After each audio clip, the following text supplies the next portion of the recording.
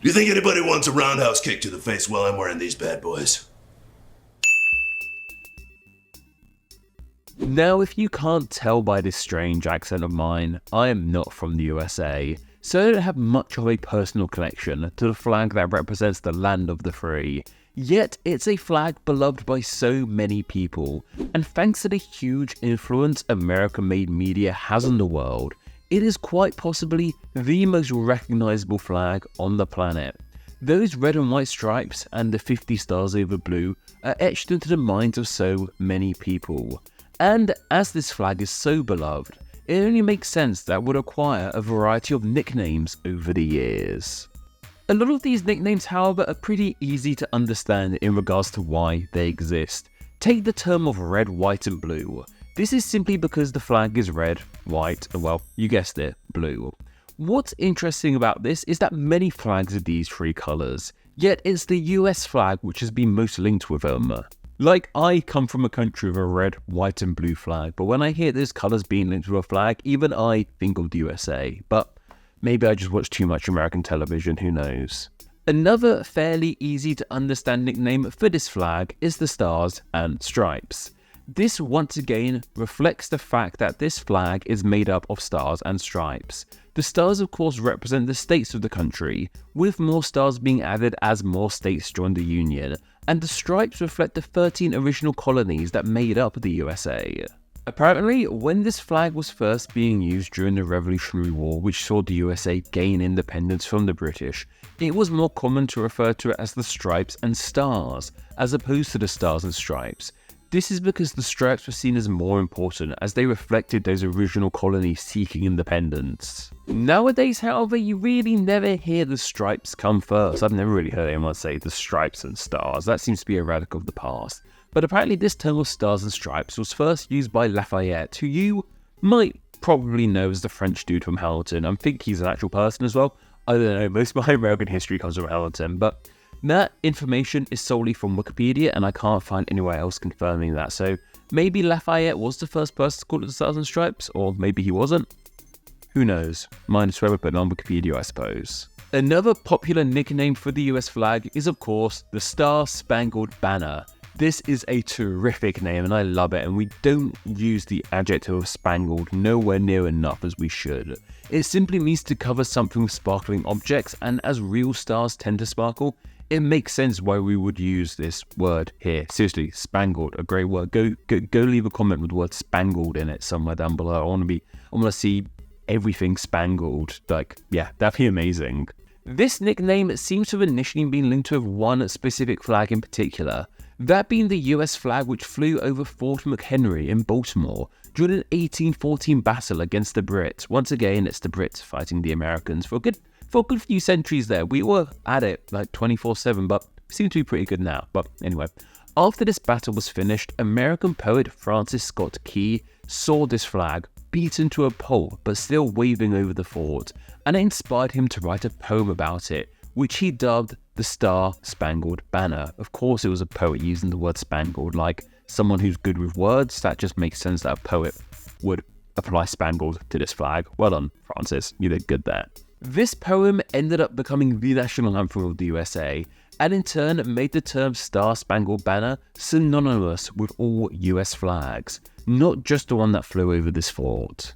Before we continue, I want to say a huge thank you to my most recent patrons and superfans leavers. So thank you to new patron Amy, apologies for pronunciation there, and superfans leaver Teddy Taylor 5315.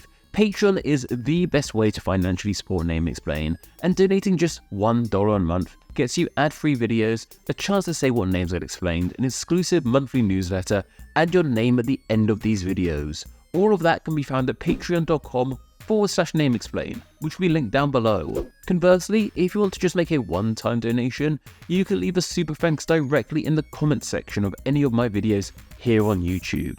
They help out tremendously too. Thank you. Anyway, another kind of nickname you might have heard for the US flag is the Betsy Ross flag. This tends to refer to an earlier American flag design which featured just 13 stars in like a circular design. This flag wasn't just named Betsy Ross because someone liked that name. It is instead believed to have been a reference to the woman who created this flag, an upholsterer named Elizabeth Griscom Ross. According to the story, Betsy made this flag in 1776 for one George Washington. I'm sure you've heard of him.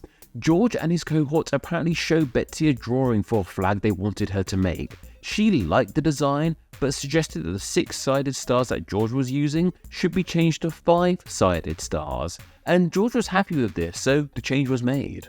She got to work on making this flag a reality, and the OG US flag was born. But that's just the story anyway. There's some debate over if this is actually true or not, but whatever the case, the name Betsy Ross is now forever deeply linked with the US flag. Yet perhaps one of the most unique and not as literal nicknames for the US flag has to be Old Glory. This is like the term of Star Spangled Banner, where it once related to just one US flag in particular. It was a huge flag flown by the former sea captain William Driver. He flew this flag from his ship, which travelled all across the globe. And according to legend, one time when he raised it, he said aloud, "My ship, my country, and my flag, Old Glory." Which is where the name came from. Yeah, he seemingly just belted it out one day. He just saw that flag and went, "Old Glory." I mean, not in a British accent like that. Should I try and do an American accent? Old Glory. There you go. That's the best you're getting out of me. That's my one American accent for this video, I think. Apologies to anyone watching from America. He was from Massachusetts, but moved to Tennessee after the death of his first wife. It was in Tennessee where he flew this flag from his home after he retired from being a sea captain, which was all well and good until the Civil War kicked off. And suddenly, flying this flag in the south of the USA wasn't such a good idea, but William carried on flying it, eventually putting it into storage when things got a tad too dangerous. Once the war was over, the flag became a symbol of defiance, and of course Old Glory became a term for all US flags. Man, like I said, I'm not even American, but I'm starting to feel all patriotic and American myself right now.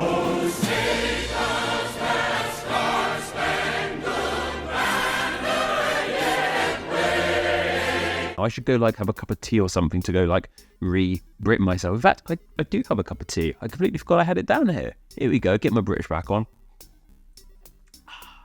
That's better. It's safe to say that this is a flag with many, many nicknames.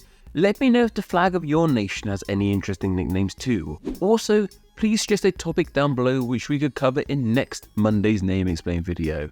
It could be about literally anything, and the topic can be as niche or broad as you like. I will then choose 3 of those topics and place them in a poll exclusively for my patrons to vote on.